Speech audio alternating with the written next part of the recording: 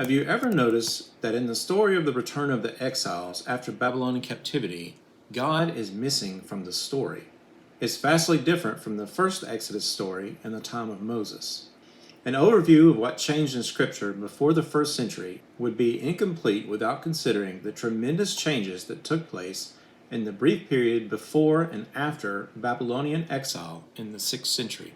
It is my experience that these changes are often glossed over in Sunday schools, probably not as much in Sabbath schools. A few of these differences, perhaps the most important ones, actually do not even come up that often in in-depth secular courses on the Hebrew Bible, even though they supremely changed the very nature of Yahweh's relationship with Israel, at least according to her national narrative. For the glory of God had indeed departed, and we have much historical testimony to this effect, especially in the Bible itself. Maybe this bias to ignore this period, among at least Protestants, is because they ditched some of the only histories we have of this period when they finally kicked books out of the canon that had been used for the previous couple of millennia since before Christ, such as 1 Maccabees. But regardless of how this oversight persists, how could we have missed that God was gone? Some of these changes are also often largely overlooked in secular classes on the Bible, maybe because they are shifts in Israel's story, not in what secular historians actually believed happened. Yet it is this story that still shapes the world, not provable history, whatever that was. Let's consider these great changes in the Second Temple period. The foreshadowings of the exile begin very early in the narratives of Israel's history, even as God was first building the nation. When the author/editors of the book of Samuel look back to the time of the prophet Samuel, 11th century BC, when Yahweh's priests still served at the tabernacle, they express that fact by saying that the lamp of Yahweh had not yet gone out.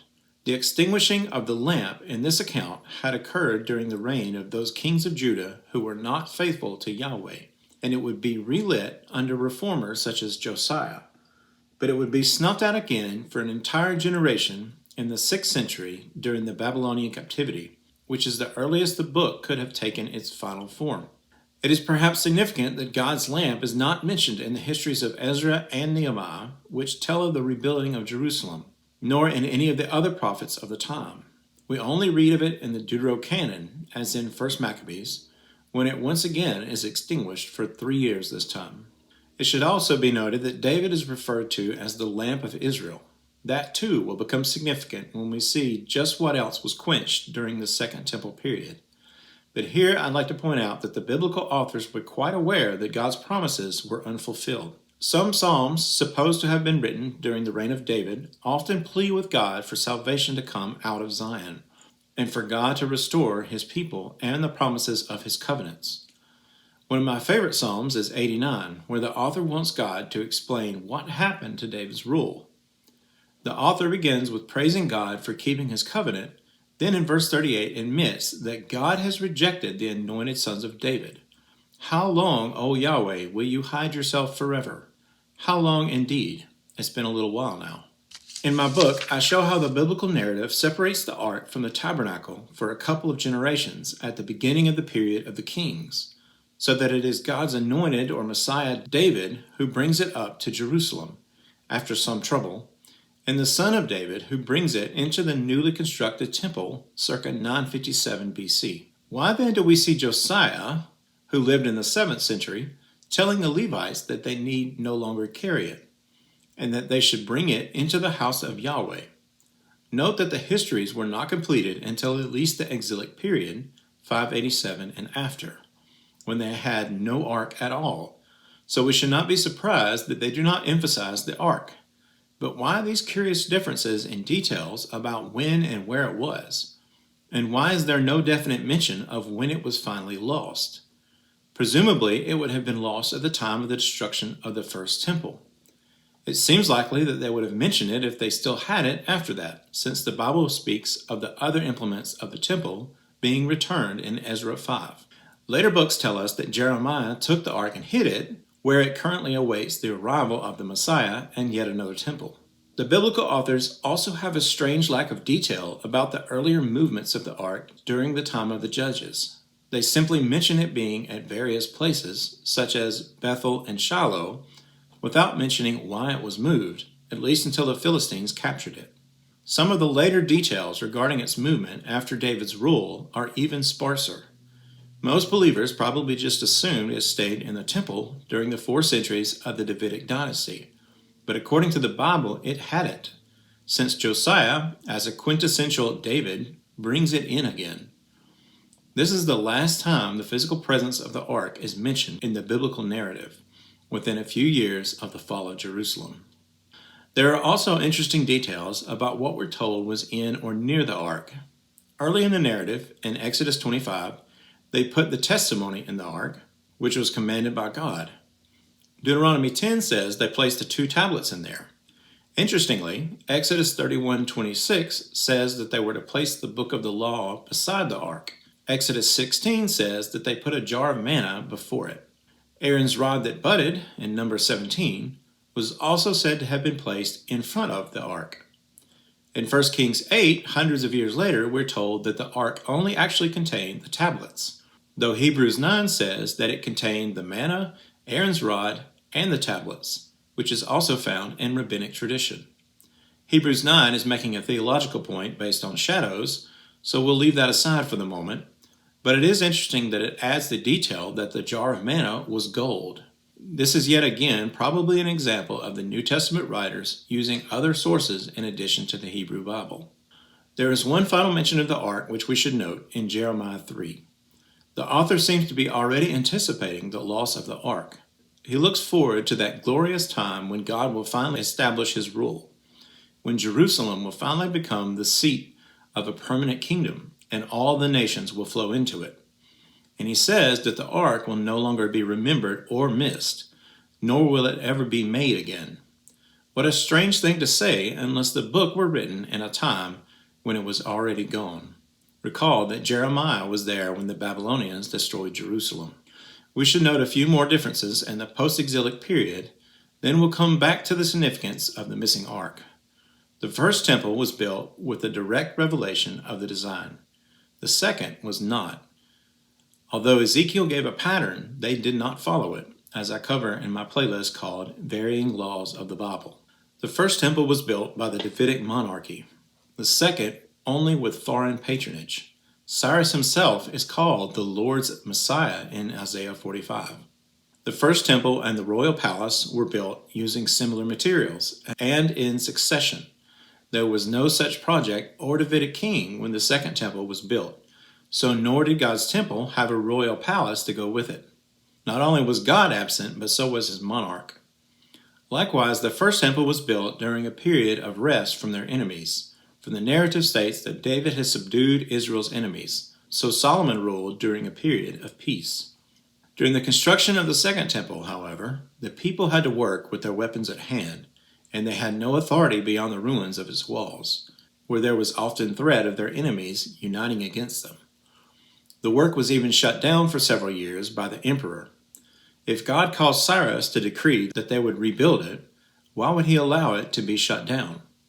Sure, it says that the people were slack, but they were also under the rule of Persians who forced the work to stop, and they were not allowed to continue until a different emperor came to power years later.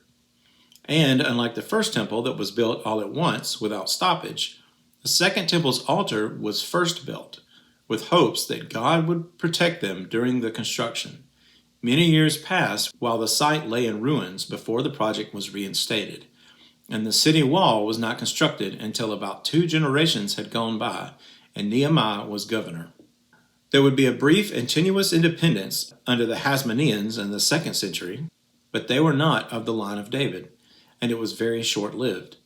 The Jews are still awaiting God's kingdom even after the destruction of that temple since 70 A.D.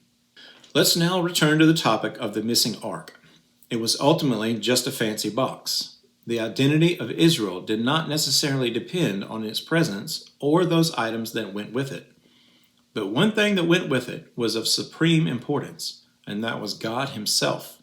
For the ark was where God would meet with Moses in the cloud, where God would reveal his will both for prophetic revelation and judicial matters. All the references of before the Lord, where Israel's most important decisions were made by God. Their locus was right there above the mercy seat on top of the ark. It was also where the Aaronic high priest was to approach on the Day of Atonement, which was ostensibly essential to the preservation of God's people, despite there being generations when this could not have been possible. The cloud of God's presence is only mentioned within the Torah, within the time of Moses, with only one exception. The cloud is said to have descended on the temple when Solomon first dedicated it. The actual disappearance of the cloud is never explicitly mentioned, as with the disappearance of the ark. There is a very significant detail in the account of the loss of the ark when the Philistines captured it, set in the time of Samuel, half a millennium before the exile. It says that the glory of Yahweh had not yet departed Israel. It's hard to imagine a worse foreshadowing in the story of the people of Israel, and thus we arrive at what is the most glaring and striking difference between the first and second temple periods, the loss of the Shekinah itself, God's very presence or dwelling with them, which was so important to the epic narrative of the Torah. While the absence of God was a huge difference between the second temple and earlier times, it was indeed found in the very narratives of that history. Recall that much of the narratives contain foreshadowing and etiological stories. Even before the stories of the cloud and fire over the ark, when Moses and Joshua led the people, where was their God for those generations they spent in Egypt? Moses had to ask God who he should say sent him. In other words, he had to tell them who God was. Then, after the time of Joshua, we see the periods when they forget God over and over. The same story is repeated right after the reign of Solomon came to an end, for the next few centuries. But back all the way up to the time of the patriarchs, when Israel's family first went down into Egypt, there is no mention of a presence or revelation of God in the stories of Joseph, or even angels, only an overriding providence that seems to be orchestrating events to make him sovereign over all people, a clear motif that would be repeated with the Messianic covenant later. God does not speak directly to anyone in this lengthy narrative of Joseph, but only in dreams that must be interpreted. There is no prophet in the story of Joseph, except perhaps in Joseph's God-given ability to interpret dreams. God never once speaks directly to even him. It has accurately been observed that the Bible can be extremely laconic, to the point that it often leaves us wondering what is meant by a given passage. When it pauses to give lengthier details of a story or someone's speech, you can be sure that such passages are of great import for the author's purpose. Consider now that the story of Joseph takes up about the last quarter of the lengthy book of Genesis, and that it segues the entire narrative of Genesis into perhaps the greatest story of all time, the Exodus. In this context, one can see that Joseph's story is extremely important, and this includes the detail that explicit references to God's presence, speech, or direct action are entirely absent from it. God has spoken to Jacob, but does not speak again in the story from the time that they went down into Egypt until Moses, 4 generations later. Thus, in the Second Temple period, the people finally went without their God. Although the return from captivity was portrayed as a second Exodus, it was very different from the first glorious Exodus of their past. No longer was there a cloud by day and a fire by night to guide and protect them. Often in the time of Moses, God had threatened to leave his people because of their sin, yet Moses always managed to convince God to go with them. But in the second Exodus, there was no Moses to do so.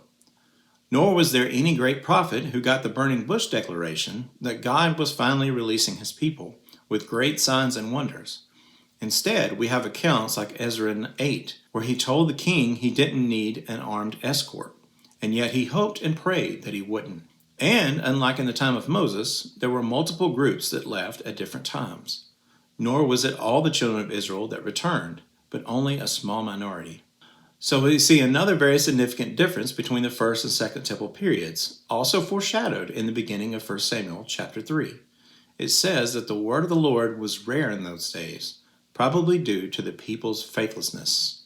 Of course, God would usher in his Davidic kingship under the initial guidance of one of the greatest prophets, Samuel, and many prophets are mentioned under the subsequent kings.